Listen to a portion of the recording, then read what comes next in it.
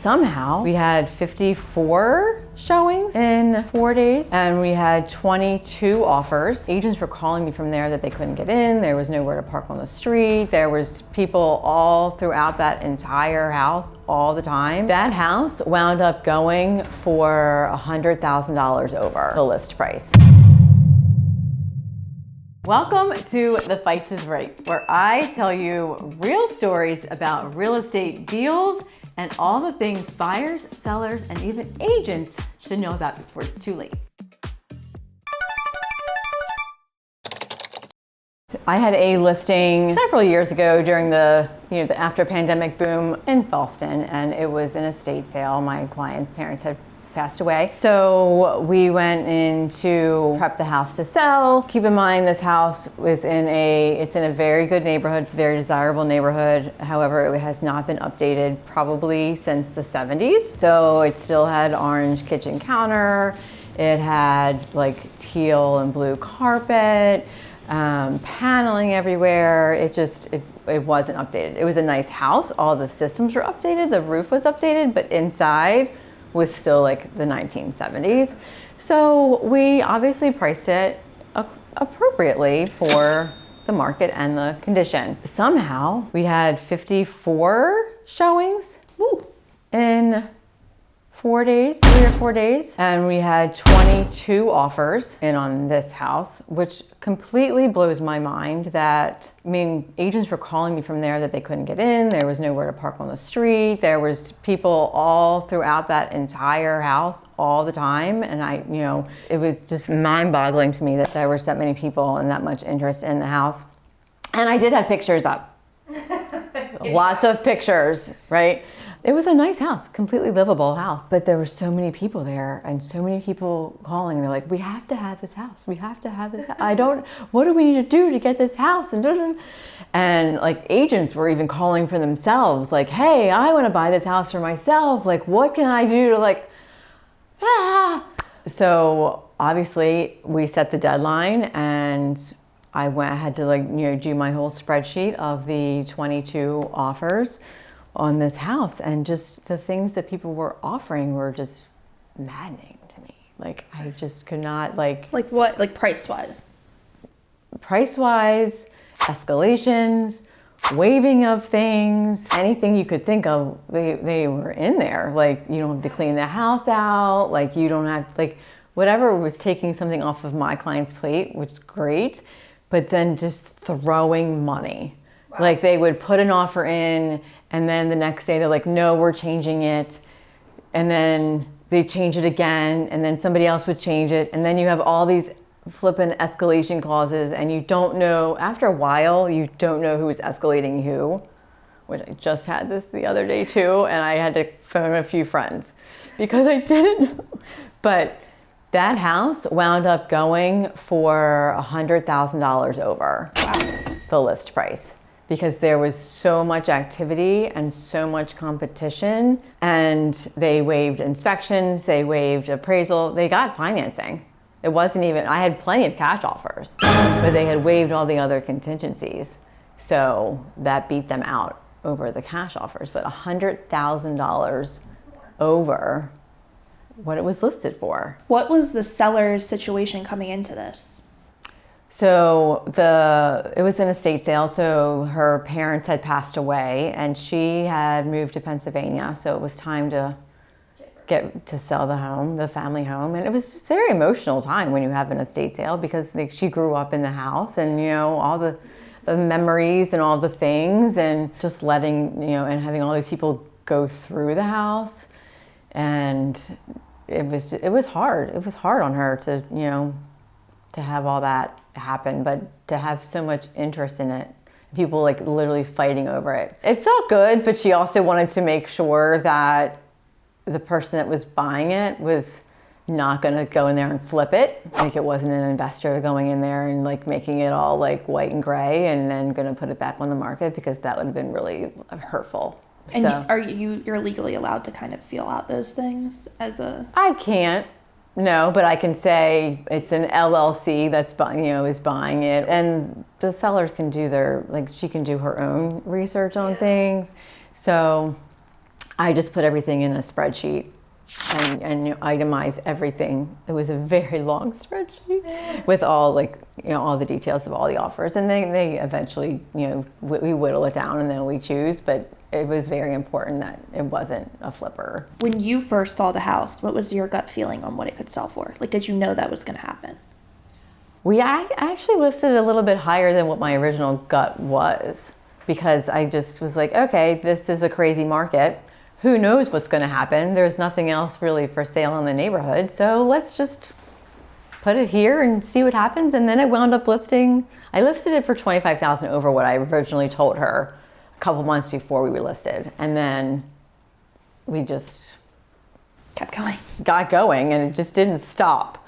What was your listing strategy? What did you walk us through kind of what you did before it even hit the market in your brain to try to get it? In my brain, so my listing strategy, my listing price strategy is buyers look at houses in $25,000 increments online. So if you're looking at a house and it's listed at $389, you're looking at $375 to $400, right? But if you list it at $400, you're getting buyers from $375 to $400, $400 to $425. So you're doubling your buyer pool. So I really try to price things on that $25,000 mark. Interesting. But that makes sense. Yeah. Psychology. Yeah. It is very psychological, because if something is $9.99 at Walmart, it's $9. Mm-hmm. But if it's $10.50, it's 10. It's 10. Yeah. That's weird. Yeah. 27 offers. How does that even happen? What did you do? It was a townhouse. Yeah. It was a townhouse in Middle River, 27 offers on it. Was it all just based on the price, or did you have to do anything else to that? How did it? It was my seller. It was an investment property. She had a renter in there, and the renter moved out, and they decided because of the pandemic, prices had skyrocketed, that they were going to sell the house. She's very OCD and she's very anal, and I love that about her. Everything was meticulous in that house. And so when that shows, it was spotless in there. They went above and beyond what I would normally do. It really pays out in the end when you do that. 27 offers. I forget how much higher it went out. I think it was 30,000 higher. But for a townhouse, 30,000 plus higher is a lot. Yeah. Do you think a less experienced agent could have gotten the same result with the house? Not necessarily, because they may have priced it.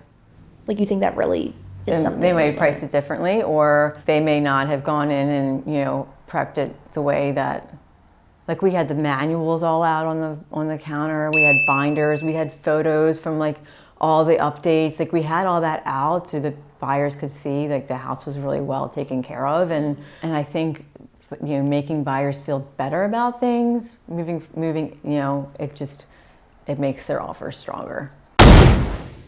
Next segment is verdict time. So who was right? So for anyone watching who's thinking about selling their house, what do they need to know to get this much interest? What they need to know, for anybody that's interested in selling their house, what they need to do and know is that they need to start preparing a solid 6 months ahead of time. You can't just decide today that you want to list your house next week, because it's not going to fly. You're not going to get the interest that you want. You're not going to get the price point that you want. You literally need to start decluttering, depersonalizing, painting, fixing, and some things you can only do during certain weather. You can't go and paint outside in December, or you have to really start planning well in advance for when you want to move, and you will get more interest, more activity, and a higher price point if you really clean it, maintain it, and fix it before. I always say that when you go to trade in your car, what is the first thing? What do? Clean it. You clean it. You have it detailed. You make it spotless so that you get the most trade-in value for it, right? It's the same thing with a house. If you want the most, then detail it, clean it. So what, at the end of the day, is the difference between an agent who just lists houses and one that you really feel will market your house for you? At the end of the day, you can find an agent who will just put a sign in the yard, and who will discount their commission down to nothing just to get the sign in the yard and just to say that they have a listing. But you really want somebody that's going to go in there and feel out your house, know what your house is like, market it with all the different updates, know how to build the story around your house and make it feel that, a buyer is going to want to live there versus somebody that just says, hey, here's a 3-bedroom, 2-bath house. Don't miss it. It's amazing. Yeah. Now it's time for what your agent won't tell you. And sellers, this one is for you. So I want you to talk about, most listing agents will say that they have a marketing plan, but a lot of times that could, again, just mean sign in the yard and put you on a website. So for sellers, how can they decode who to work with when it comes to a realtor when they really want to sell their house and make money on it? I think that the way sellers actually need to do their own research as well on agents, and I feel like they need to pull up their Zillow profile, pull up their Google, pull up, listings that they currently have and see how they're presenting them. See how their photos are. How many photos are there? Read the remarks. Is it a detail listing or is it just what's in there just to get it to go active? And then again, look at Google reviews, Zillow reviews, if it's a referral from a friend of theirs. I really feel because any agent can go in and say, I'm going to do X, Y, and Z to sell your house. But the proof is in the pudding. Look at what their other stuff. There's on Zillow, you can go back and look at all of their sold listings. So look at how their days, they may come to your house and say, and sit in your kitchen table and be like, oh, my average days on market is 10 days. But then you can go on Zillow and be like, no, this was here for 100. This was here for this, blah, blah, blah. So agents always can go in and tweak their numbers, but if the seller goes and researches it, then I think that's really important. Yeah. To do their homework. Yeah. And at the end of the day, what is the difference between, or I want you to talk about the difference between a house that gets 3 offers versus 50 offers. Talk about how it's usually not really the house itself, and it has a lot to do with the realtor. I think the difference between a house that gets 3 offers and a house that gets 10 offers per se, I feel like it's in the prep of the house and how the agent goes in and actually prepares the seller, and then how the seller prepares it, and then just how they market it and get it ready. You can't just throw it up on the market. Yeah. We're not there. We're not in that market anymore.